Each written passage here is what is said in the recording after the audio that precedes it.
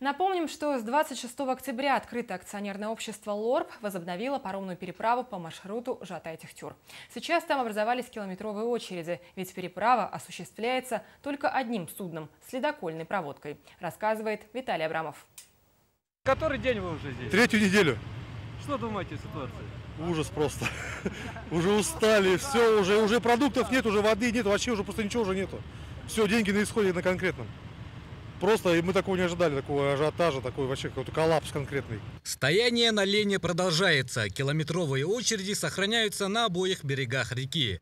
Водители больших грузов уже начали готовить дрова для обогрева и готовки пищи. Все допустимые сроки доставки грузов уже просрочены. Теперь дальнобойщики мечтают только об одном – поскорей бы попасть домой. Заказчики, лишь бы они груз получили свой, а до водителей некому дело.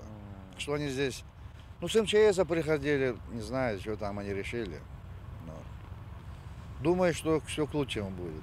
К сожалению, ходит только одно грузовое судно в сопровождении ледокола. Из-за крайне неблагоприятных условий, падения уровня воды и переформирования русла реки, суда могут совершать лишь несколько рейсов за день. Время движения от одного берега к другому занимает не менее 2 часов. Все уже тут, река встала, тяжелая обстановка.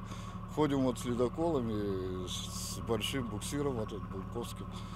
А так тяжеловато, конечно, идти.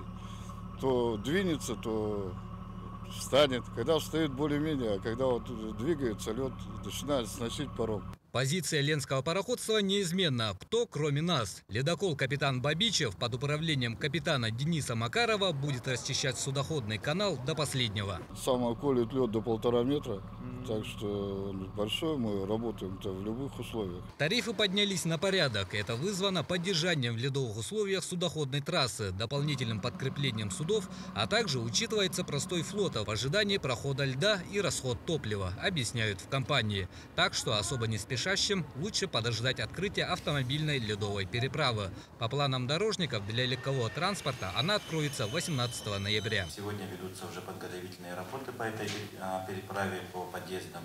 Как только лед встанет, дорожники уже начнут работу по очистке торосов, дождеванию. Наша основная переправа – это по федеральной дороге Колыма, переправа Нижний Бестях, Якутск. Открытие для грузового транспорта планируется в первой декаде января.